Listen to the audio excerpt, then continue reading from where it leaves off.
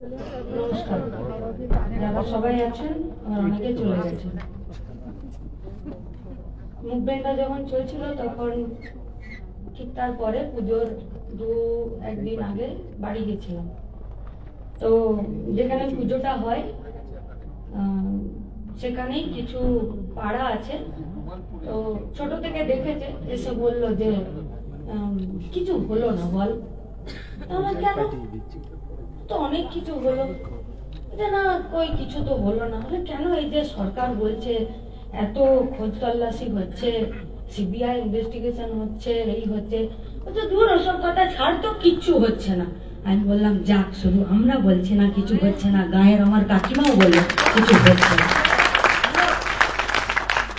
আমরা তখনই বলেছিলাম হতাশার উপাদান বিলি হবে। এখন আমাদেরকে ঠিক করতে হবে, খুঁজতে হবে যে হতাশা আছে নাকি আশা আছে। আর আশা শুধু করলে হয় না, তাকে আদায় করতে হয়। দেখুন, 14 তারিখ রাতে এমনি এমনি কেউ রাত জাগেনি।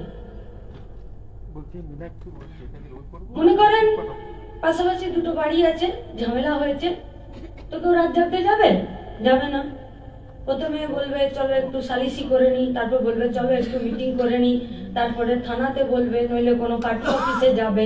কিন্তু ঘটলো 9 তারিখ, 8 তারিখ, মানে ডেটে 9 তারিখ, আর 14 তারিখ রাতে গোটা রাজ্য রাত জাগলো। কেন?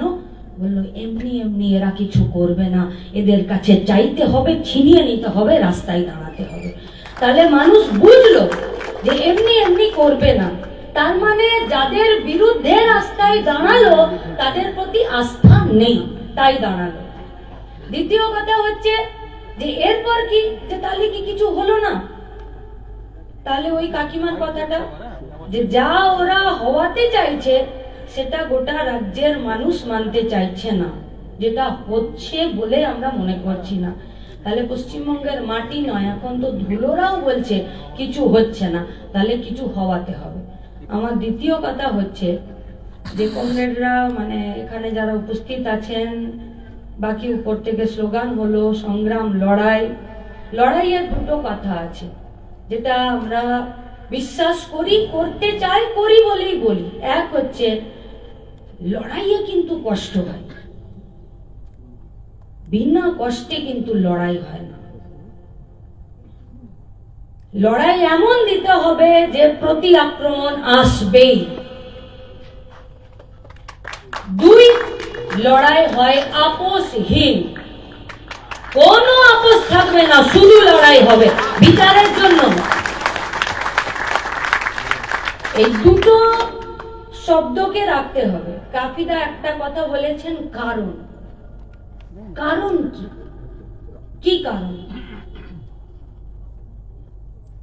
প্রচুর কথা হবে, প্রচুর প্রশ্ন আছে, যুক্তি আছে, তর্ক আছে, রাজনীতি, অরাজনীতি, মঞ্চ, ঝান্ডা, দল, প্রচুর কথা আছে। মুদ্রা কথা হলো কারণ কি? কারণ হলো দুর্নীতি। দুর্নীতি কখনো একা করা যায় না, অবশ্যই, একদম। আর দুর্নীতি কখনো কেউ একা করতে পারে না। যখন বেশিরভাগ মানুষ হয় দুর্নীতিতে যুক্ত হয়ে যায়, বা তাকে প্রতিরোধ করার জন্য যতটা প্রয়োজন থাকার দরকার সেখানে কোথাও না কোথাও একটু ঢিলেমি হয়ে যায়।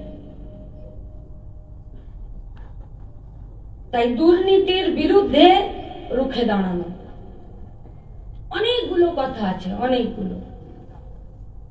আমরা যদি বলি শুধু মেদিনীপুরের এই পরেরটা, আরজি কর কি মেদিনীপুরের সাথে যুক্ত নয়? নিশ্চিত ভাবে যুক্ত।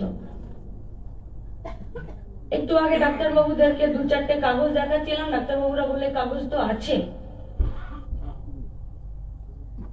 একটা স্যালাইনকে একটা অন্য রাজ্য বলল যে এই স্যালাইন গুলোর যা টেস্ট করছি, যা ড্রাগের যা টেস্ট, যা কোয়ালিটি আছে, এটা ঠিক নয়, এটার বিরুদ্ধে। ওটাকে বললো যে এটাকে আর চলবে না, এদের ওষুধ চলবে না। তারপরে ওরা ইন্সপেকশন করতে এলো। ইন্সপেকশন করে এসে বললো যে এদের ম্যানুফ্যাকচারিংটা বন্ধ থাকবে, স্যালাইন তৈরিটা বন্ধ থাকবে। স্যালাইন তৈরি বন্ধ থাকার নির্দেশ দিল, কিন্তু হসপিটালগুলোতে ওদের যা স্যালাইন থাকলো সেই স্যালাইনটা ব্যবহারের বন্ধের নির্দেশ দিল না। তাদেরকে ওই গুলোকে বাদ দেওয়ার কথা বললো না। তারপরে 5 জনের এই ঘটনা ঘটলো, একজন মা মারা গেল, পরবর্তীকালে একটি বাচ্চা মারা গেল। যখন এইসব নিয়ে চারিদিক তোলপাড় হলো, তবে গিয়ে জানুয়ারি মাসের 7 তারিখে, মানে ধরে নিন 24 মার্চের 22 তারিখে বললো যে এদের কোয়ালিটি ভালো নয়, এদের ওষুধগুলো খারাপ। ডিসেম্বরের 10 তারিখে বললো যে ম্যানুফ্যাকচারিংটা বন্ধ করে দাও, প্রোডাকশন বন্ধ করে দাও। আর 25 জানুয়ারির 7 তারিখে বলছে যে যা স্টোর রুমে স্যালাইন আছে সেটাকে ব্যবহার করো না, এগুলোকে রিজিউম করো। ডিসেম্বরের 10 তারিখ থেকে জানুয়ারির 7 তারিখ, এই 27 দিনের দায় কে নেবে? কে নেবে এর দায়? তাহলে ডাক্তারদেরকে তো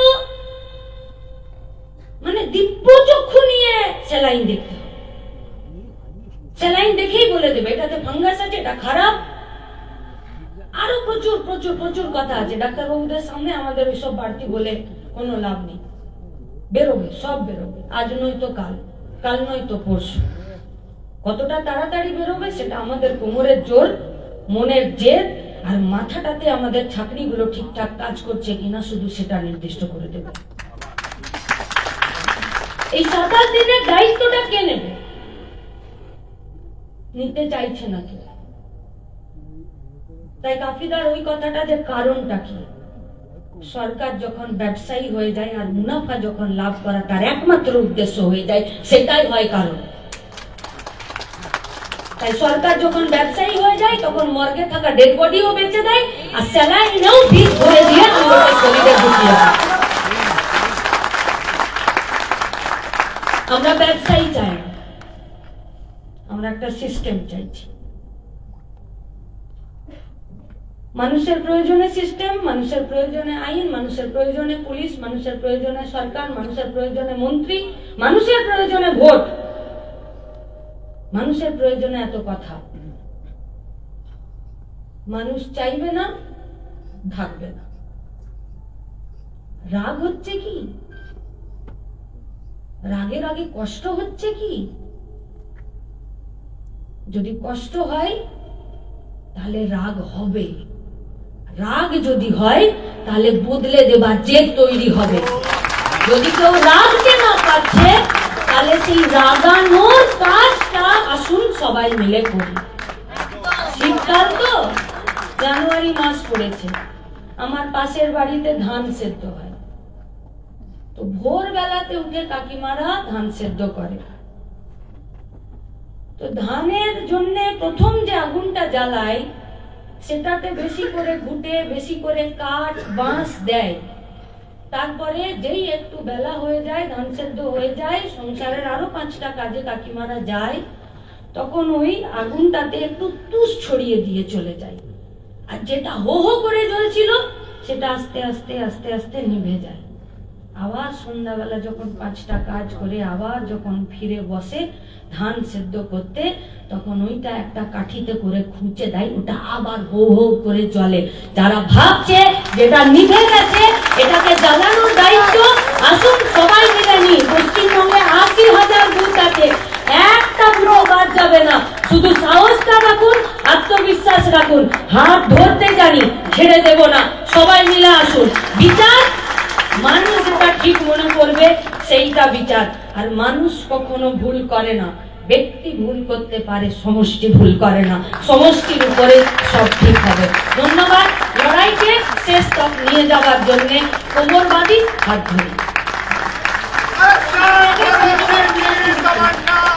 हमारे दिल में है।